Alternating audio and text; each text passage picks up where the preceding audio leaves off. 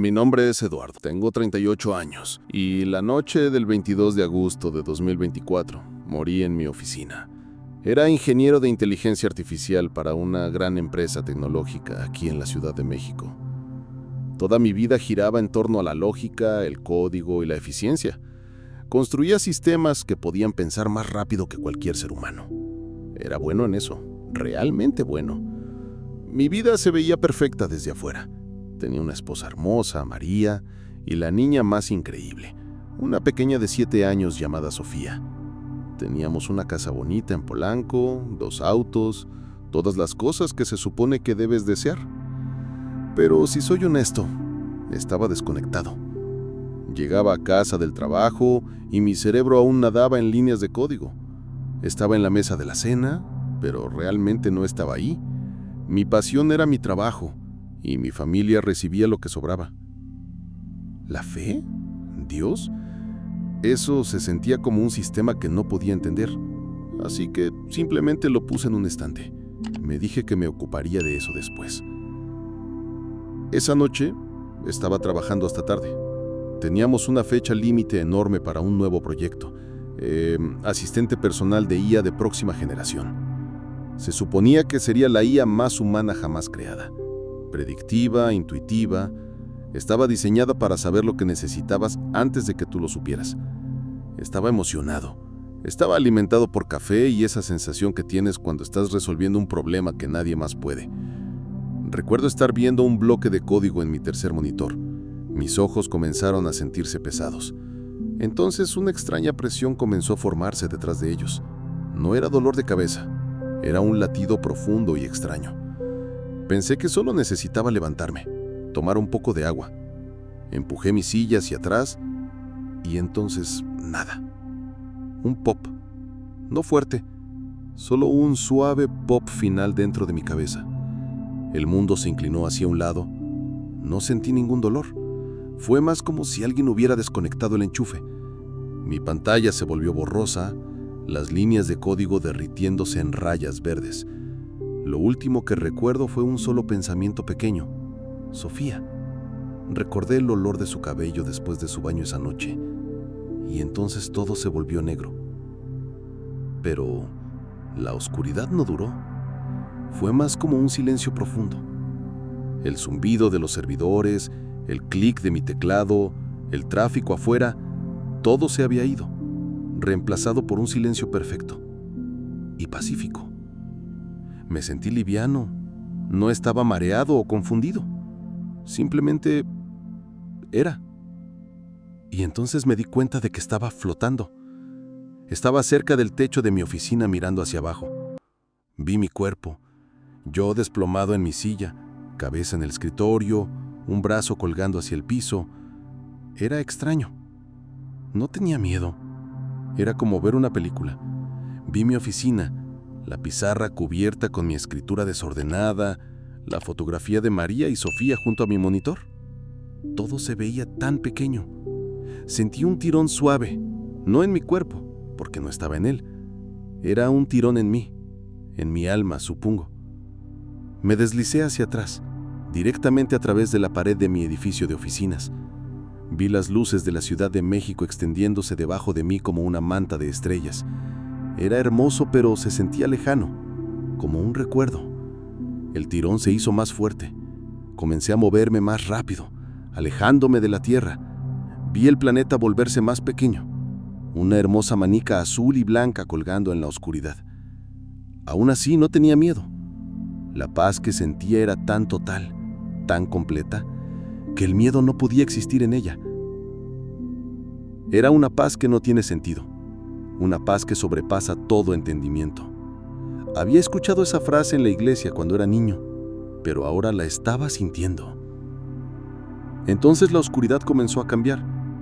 Ya no era vacía. Adelante de mí había una luz. Comenzó como un pequeño punto, como una sola estrella, pero se hizo más y más brillante. No era una luz dura que lastimara los ojos, era cálida. Se sentía como amor. La luz estaba hecha de amor puro e incondicional. Sé que suena loco. ¿Cómo puede la luz estar hecha de amor? Pero lo era. No tengo otra forma de describirlo. Mientras me acercaba, la luz tomó forma. Era una persona, un hombre. El tirón que sentía no me llevó hacia una luz en la distancia. En cambio, la críada oscuridad del espacio simplemente se disolvió. Se derritió como la niebla en el sol matutino. En un momento estaba en el vacío silencioso, y al siguiente tenía pies. Estaba parado en hierba suave y fresca. Miré hacia abajo. Vi mis propios pies, descalzos, parados en hierba que era de un tono de verde tan vibrante que se sentía viva. Una calidez suave como el sol perfecto de la tarde estaba en mi piel. Escuché un sonido, el suave gorgoreo rítmico de agua corriente. Estaba en un jardín. No era un gran paraíso celestial con puertas doradas o algo así. Era más simple, más real. Había árboles que se veían familiares, pero sus hojas tenían una luz en ellas, un resplandor interno. Las flores florecían en colores que nunca había visto antes. El aire mismo se sentía limpio y vivo, zumbando con una paz que se empapaba directamente en mi alma. Se sentía más real que el mundo que acababa de dejar. Un poco más alejado, un hombre estaba arrodillado junto a un arroyo. Su espalda estaba hacia mí. No estaba brillando o usando una túnica blanca brillante. Vestía cosas simples y sencillas y tenía las mangas arremangadas. Sumergió sus manos en el agua cristalina, dejando que corriera entre sus dedos, como si estuviera disfrutando la simple sensación de ella. No sabía qué hacer, solo me quedé ahí, congelado. Debería estar confundido, pero todo lo que sentía era una extraña sensación de llegada a casa, como si hubiera estado caminando a este jardín toda mi vida, sin saberlo. No se volteó, pero habló. Su voz no era un sonido atronador, era calmado y silencio, pero se extendió por todo el jardín como si estuviera parado justo a mi lado. El código que escribes es inteligente, Eduardo, dijo, aún observando el agua. Ceros y unos binarios. Todo es verdad o falso, encendido o apagado. Se levantó lentamente y finalmente se volteó para enfrentarme. Y mi mente simplemente se detuvo. Era él, Jesús. Se veía fuerte, se veía como un carpintero. Su cara era amable, marcada con líneas de risa alrededor de sus ojos, y su expresión era de suave diversión. Lo más impresionante era la pura presencia abrumadora que venía de él. No era un ser de luz, era un ser de vida pura y sin filtro. Sonrió y lo sentí en mi pecho como una ola de calor. Pero las personas no son binarias, son infinitas. Pueden estar perdidas y encontradas al mismo tiempo, rotas y brillantes, dudando y llenas de fe, todo en el mismo aliento. Se detuvo frente a mí, me miró a los ojos y la sensación ya no era solo paz, era comprensión.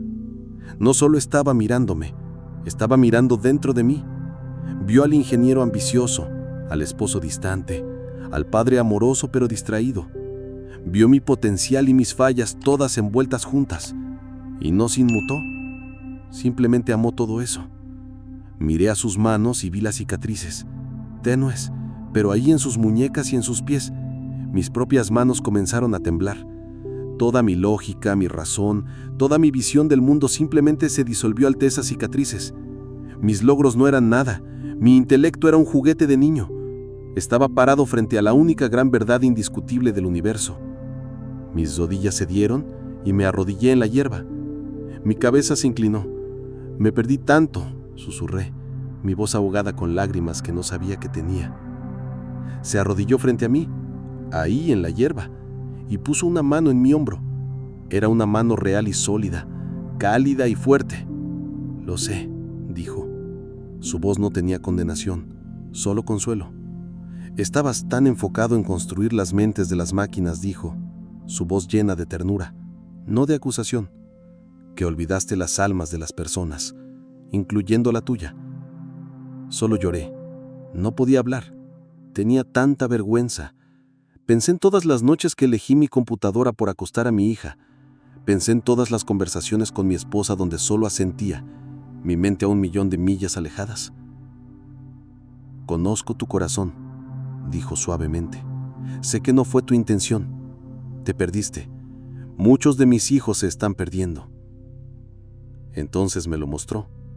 No era como una pantalla de cine. Era como si estuviera en ello. Primero vi una familia en una mesa de dina. Se veía justo como mi familia. El papá, la mamá, 2 niños. Estaban todos juntos, pero no lo estaban. Cada uno de ellos estaba sosteniendo un teléfono. Sus faces estaban iluminadas por esa luz azul pálida. Arriba de sus cabezas podía ver sus espíritus. Se veían grises, opacos, y había estos pequeños hilos de luz, como pequeñas oraciones o pensamientos de amor el uno al otro, o de la mamá al hijo, o del papá a la hija, pero no podían pasar. Simplemente rebotaban en esta neblina invisible que rodeaba a cada uno. La neblina venía de los teléfonos. «Esta es la gran distracción», dijo. Su voz no estaba llena de saduro, sino de tristeza. «Es la herramienta más efectiva del enemigo. No necesita hacerlos malvados». Vi a una mujer sentada en una iglesia. Estaba llorando, orando por su hijo que estaba en drogas. Su oración se elevó como una hermosa luz brillante, pero entonces su teléfono vibró en su bolsa. ¿Lo sacó? Solo una notificación, un me gusta en una foto. Y vi cómo la luz de su oración vaciló, se atenuó y luego se desvaneció mientras su mente era arrastrada de vuelta a la pantalla. Mi corazón se rompió. Entonces la escena cambió. Me mostró algo más. Esta es la parte que me aterrorizó. Me llevó dentro del código, el tipo de código que yo solía escribir. Vi los algoritmos complejos que deciden lo que las personas ven en línea, pero vi algo más detrás del código. Vi cosas, figuras oscuras y sombrías. Estaban susurrando. No estaban escribiendo el código, pero estaban influyendo a los humanos que lo hacían. Empujarían a un programador a ajustar el algoritmo solo un poquito, lo suficiente para hacer que favoreciera la ira, para empujar publicaciones que causan división a la parte superior del feed, para hacer que las personas se sintieran más ansiosas, más temerosas, más solas. Vi a un hombre desplazándose por su feed de noticias. Era un buen hombre, un hombre que iba a la iglesia, pero el algoritmo siguió alimentándolo con historias que lo hacían enojar con personas que pensaban diferente a él.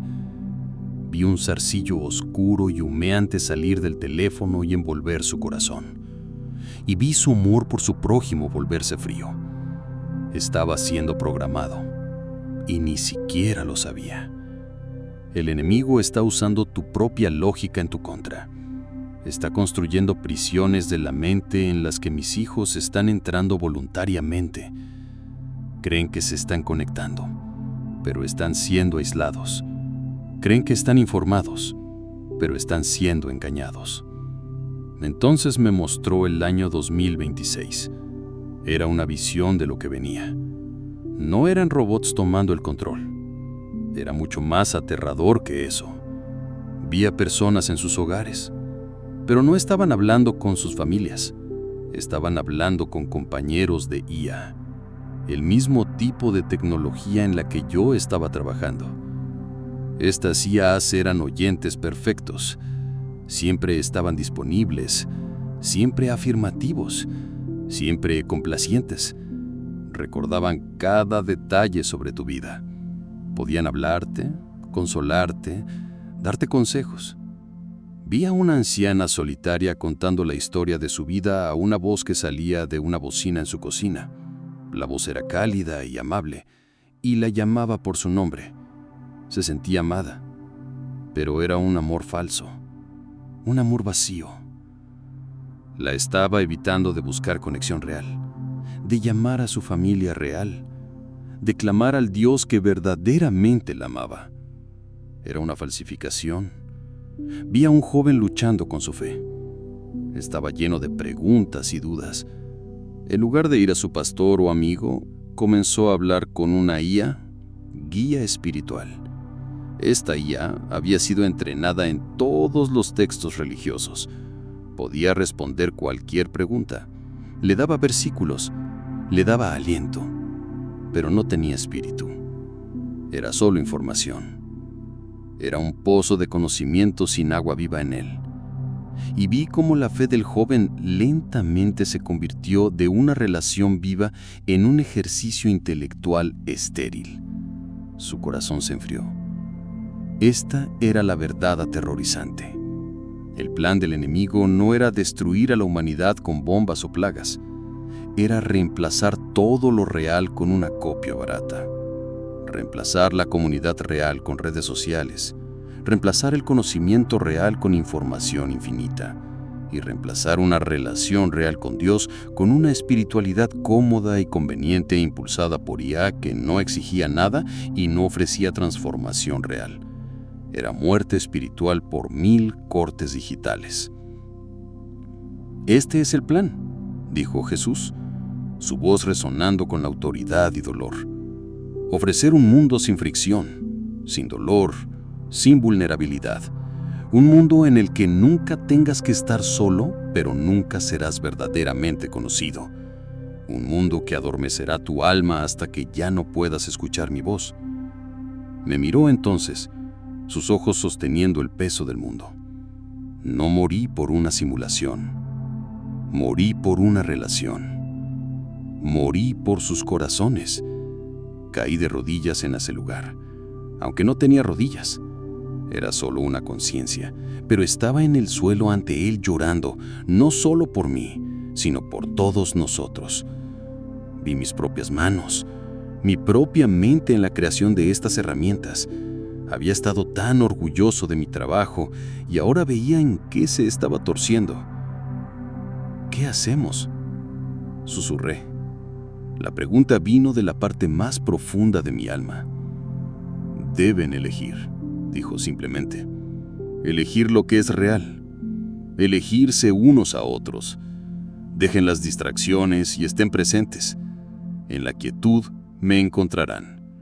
En la conexión real los unos con los otros encontrarán mi amor. La herramienta no es el enemigo. El espíritu en el que se usa lo es. Extendió la mano y puso su mano en mi cabeza. Una ola de amor puro y ardiente se derramó en mí. Me quemó lo último de mi orgullo, mi miedo, mi vergüenza. Era la sensación más dolorosa y más hermosa que jamás había conocido. «Tienes que regresar», dijo suavemente. Las palabras me golpearon como un golpe físico. ¿Regresar al ruido? Al mundo gris, opaco, de distracción. Estaba en casa aquí, en esta luz. Al fin estaba en casa. No, le supliqué. No, por favor, no me hagas regresar. Quiero quedarme contigo. El pensar de dejar su presencia era una agonía que no puedo describir. Era como que me dijeran que tenía que dejar de respirar. Estoy cansado. Estoy muy cansado de ese mundo. Lo sé. Sonrió, pero fue una sonrisa triste. Pero estaba llena de amor. Lo sé, hijo mío. Pero tu trabajo no está terminado. Tu trabajo real apenas está comenzando. María te necesita. Sofía necesita a su papá. Necesitan al hombre que estoy enviando de vuelta, no al que se fue. Se inclinó más cerca. Ve y diles que elijan lo que es real. Diles que los estoy esperando en la quietud. No me empujó, simplemente me dejó ir. Me sentí alejarme hacia atrás, lejos de su luz, lejos de su amor. Extendí el brazo hacia él tratando de quedarme, pero me movía más rápido y más rápido de vuelta a la oscuridad. La paz fue reemplazada por una terrible sensación de pérdida. Dejarlo fue la única verdadera muerte que experimenté. Entonces, una sacudida. Un choque violento y brutal. Se sintió como si mi pecho hubiera explotado. Jadeé, un sonido crudo y raspo. El aire quemó mis pulmones. Estaba de espaldas. Las luces eran cegadoras. Había caras sobre mí, personas en batas médicas. Alguien estaba gritando mi nombre. Eduardo, Eduardo, ¿que me escuchas? Aprieta mi mano. El silencio pacífico del cielo había ido, reemplazado por chillidos frenéticos, gritos. el olor estéril de un hospital. Mi pecho se sentía como si un camión hubiera pasado por encima. Traté de hablar, pero solo salió un graznido. Había regresado. Estaba vivo.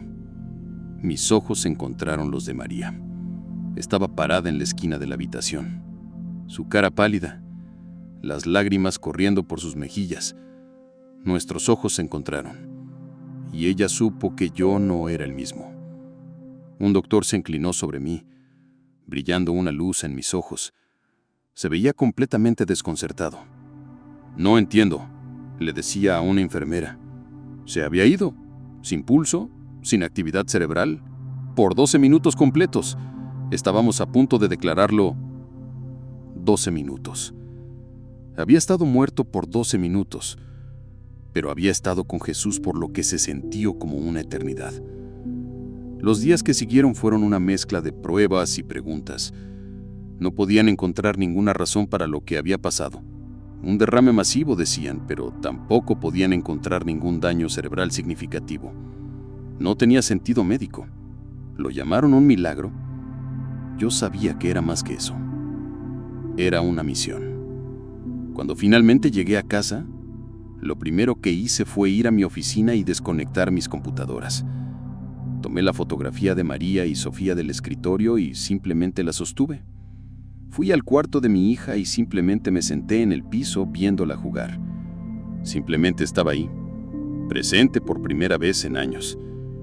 Renuncié a mi trabajo. No podía regresar.